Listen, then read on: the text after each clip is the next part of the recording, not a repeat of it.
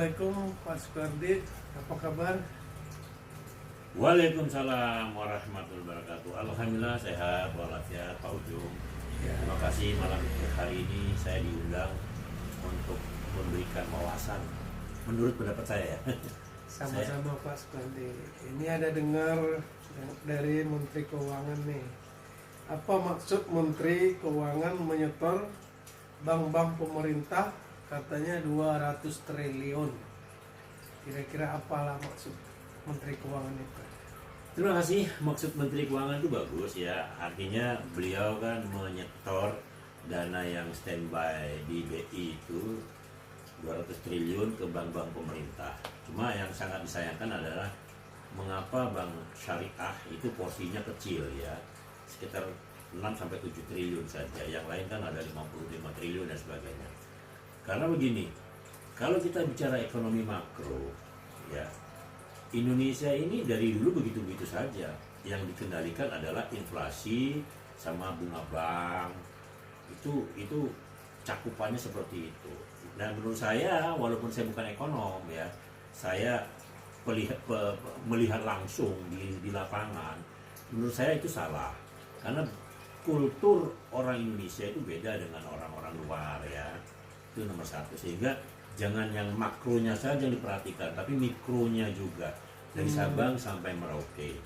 Karena perbandingan atau rasio yang signifikan di salah satu negara itu kan di Amerika itu 12%-an ya pengusaha 12%.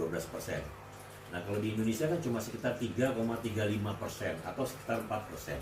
Itu berarti masih kurang. Berarti masih kurang. Artinya entrepreneurship kita itu masih kurang, terutama untuk entrepreneurship yang ekonomi mikro, tukang bakso, tukang ayam geprek, warung padang di pinggir jalan, gado-gado, pecel lele, ketoprak, itu mestinya harus dikembangkan, ya kan? Koperasi yang dibuat pemerintah, mohon maaf ya Pak Presiden dan Menteri Koperasi, saya tidak yakin koperasi itu berkembang. Karena apa?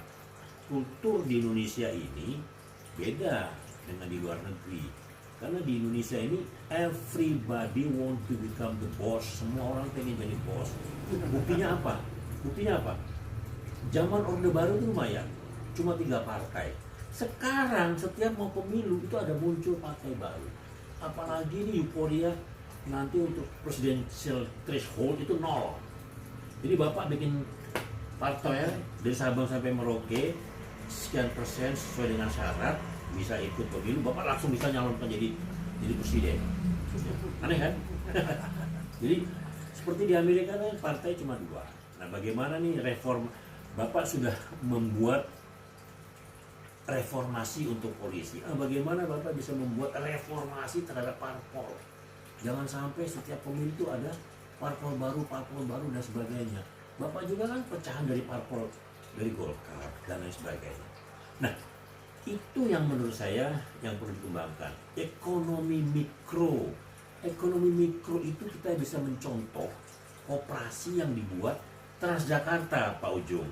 Transjakarta itu bagus, karena Transjakarta itu terdiri dari Mikrolet, Kopaja, sama Metro Mini itu digabung jadi satu, jadinya Transjakarta. Sekarang luar biasa, terkoneksi dengan Jaklingko segala macam itu bagus.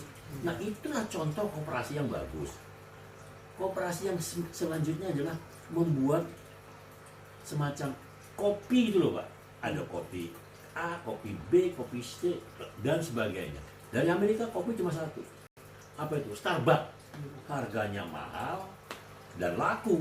Nah bagaimana kita itu membuat brand seperti itu? Saya rasa saya mungkin begitu, nanti Bapak mungkin ada pertanyaan lain, saya akan menjelaskan lagi. Oke Pak, itu udah bagus mungkin.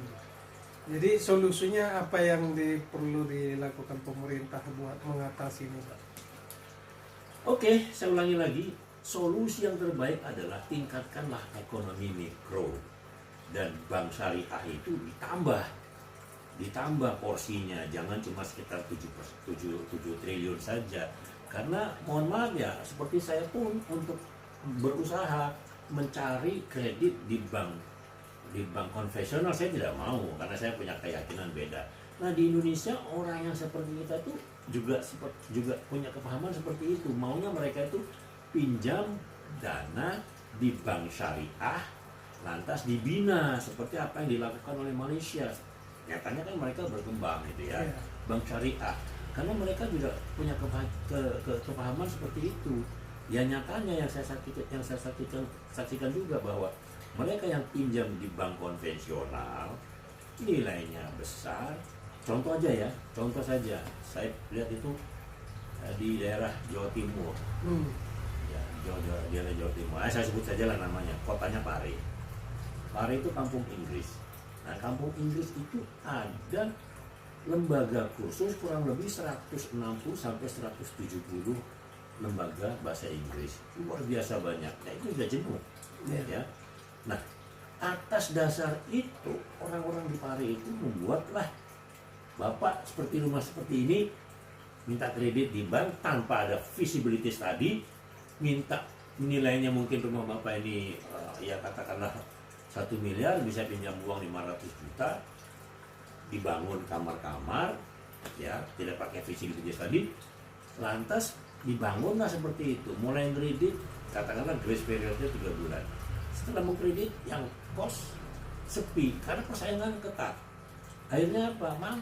Mangkrak banyak yang bank debt.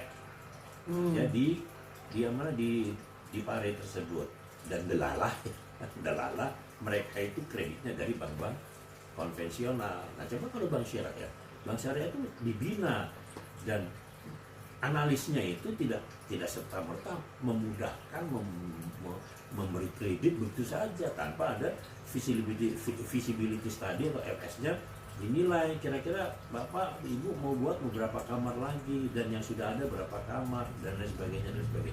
Kira-kira begitulah kira-kira mereka jelaskan itu.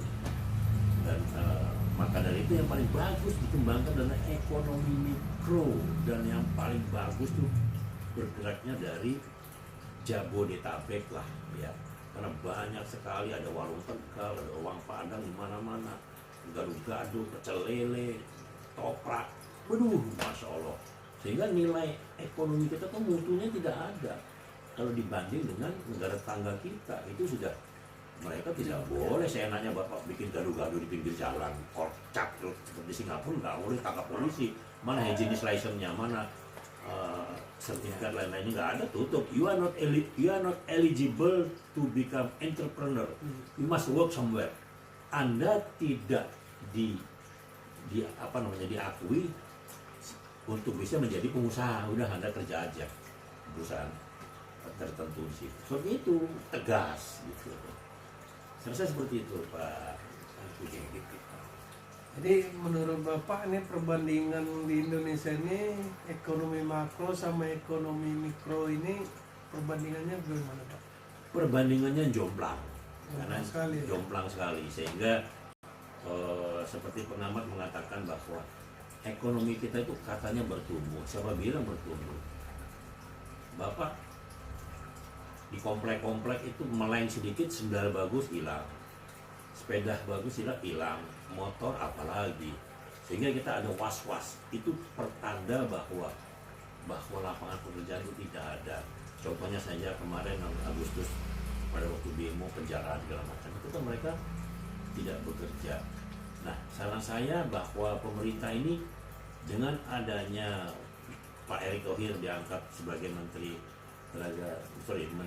Menpora, ini bagus ya, karena beliau mengatakan ada kurang lebih 130 pemuda di Indonesia, pemuda-pemudi 130 juta.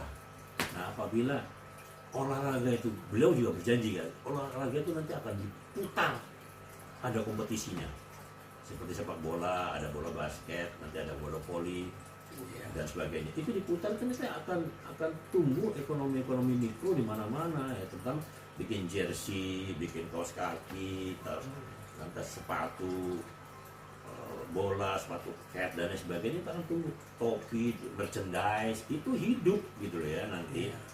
Sehingga nanti berkompetisi oleh karena kita ini dari Sabang sampai Merauke negara yang paling complicated di dunia. Betul. Untuk mutar kompetisi. Karena apa? Ribuan pulau, Sehingga kalau kita traveling main dari Medan, selesai habis itu main di Papua, udah berapa hari kita travelingnya? Katakanlah 3 hari kita istirahat, besok main capek Pak, itu jet lag ya. Makanya seperti di Amerika itu ada dua kubu barat sama kubu timur untuk bola basket. Bola sepak bola saya belum pernah dengar. Nah, seperti itu, paling tidak itu 2 kubu. Kalau kita mau buat 3 waktu, sekarang kan ada barat, tengah, sama timur kan? Iya. Nah, kenapa nggak dibuat seperti itu? Sehingga masing-masing wilayah itu mereka memutar kompetisi sendiri sehingga jaraknya tidak begitu jauh, dan ketika sudah final nanti ketemu di Jakarta untuk diambil 3 bertanding tim final. Nah, 8 seperti tim itulah gitu ya. kira-kira. Bagus Pak Erick Thohir, saya dukung ya. Sepak bola bukan cuma sepak bola saja, menurut Pak Presiden juga kan mereka ingin, dan Pak Erick tadi juga sudah berjanji akan memutar kompetisi semua cabang olahraga, dimaksimalkan sehingga kita bulu tangkis diputar seluruh Indonesia, bagus itu ada kompetisinya.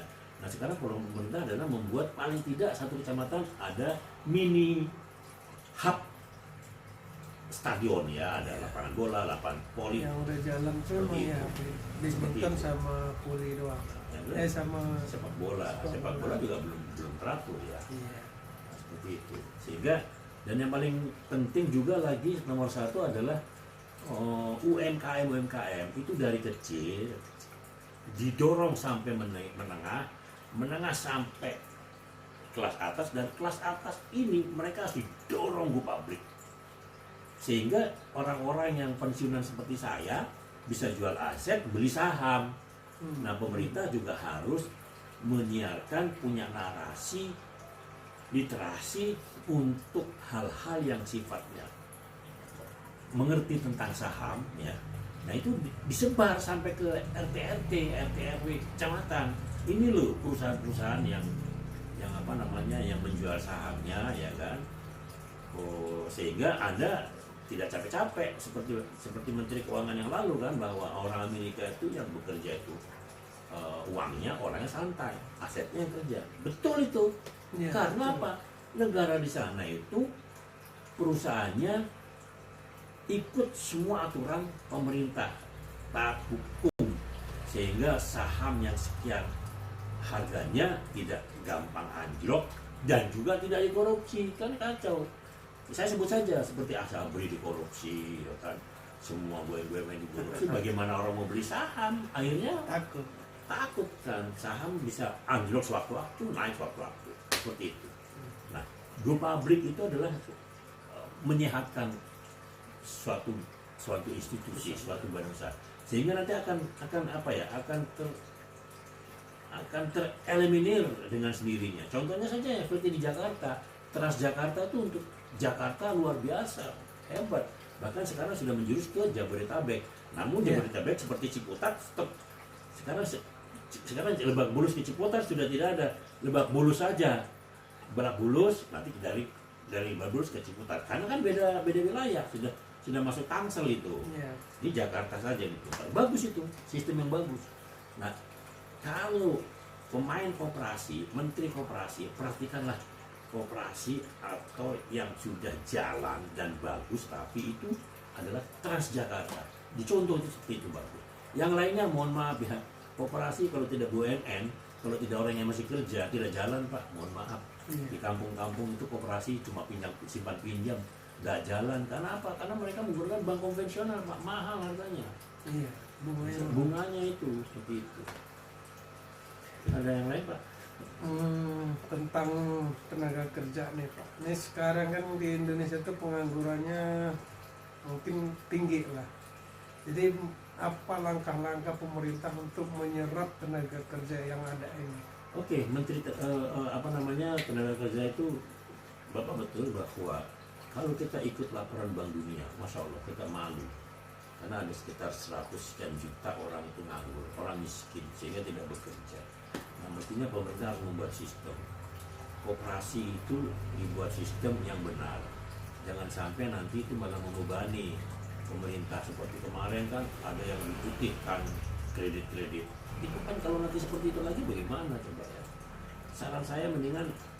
perusahaan besar tidak apa-apa, silakan perusahaan besar yang bermain, ya.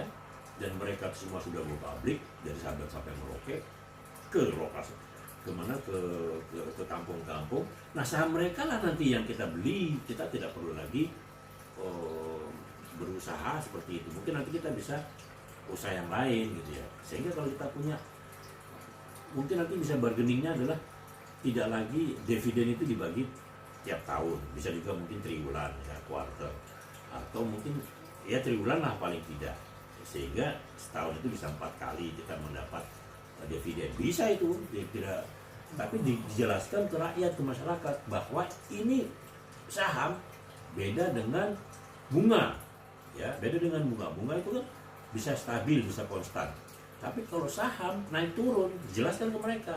Nah maka dari itu setiap kantor kecamatan ada televisi yang menyiarkan semacam CNBC itu menjelaskan tentang nilai saham dari perusahaan-perusahaan yang ada di Indonesia. Karena dari penduduk Indonesia yang sudah sekitar 280 juta ini, perusahaan yang go public itu kurang dari 1.000 insya Allah ya. Kurang dari 1.000, belum lagi yang ber-ISO.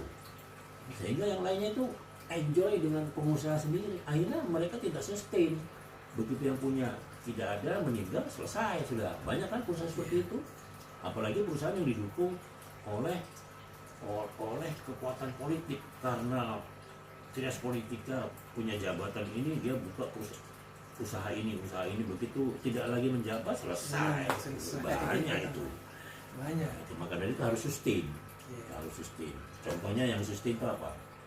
Misalnya yang sustain itu ya mohon maaf ya, Coca-Cola di Indonesia itu sustain, seperti apa namanya ya, perusahaan tambang itu juga bagian sustain. Apalagi kan Pak Presiden kan sudah memotong apa namanya bonus komisaris yang nilainya besar sekali, rugi, tapi direksinya dapat gaji besar, itu nggak masuk akal. Kalau di swasta langsung sudah dipecatin itu, nggak ada cerita seperti itu. Bagus itu Pak, saya rasa. Nah kalau untuk menciptakan lapangan kerja, kita terima saja. Seperti India dan Filipina, mereka meningkatkan sumber daya manusianya itu dengan kompetensi, mempunyai keahlian. Seperti Bapak pernah kerja di luar negeri ya kan, Kang Las. Ahli Las itu jangan dianggapnya bagus. Lantas ahli K3 yang kemarin wakil menterinya korupsi tentang hal-hal sifatnya dengan K3, dan ditingkatkan bahasa asingnya ya, terutama kalau ke Eropa bisa bahasa Inggris, kalau ke Jepang bisa bahasa Jepang, Korea bahasa Korea, Taiwan. Nah kalau untuk Asia ini pasarnya yang paling bagus kan Taiwan, Jepang, Hong Kong, sama Malaysia menurut saya kurang begitulah ya. Cina mungkin oke, tapi Cina sudah kebanyakan orang. Taiwan. Nah kalau Timur Tengah kan paling bagus kan Saudi Arabia dan sekitar. Tapi kan sekarang lagi bergolak ini. Yang paling lumayan kan Eropa. Eropa itu kan zero growth, artinya itu pertumbuhan manusia itu sangat berkurang, sehingga mereka membutuhkan tenaga kerja dari luar daerah, terutama dari Indonesia. Bahkan di negara Eropa, salah satunya itu Polandia, itu kita dibayar Pak jadi pengeluaran. Iya, menerima tenaga kerjanya tidak mesti harus bisa bahasa Inggris.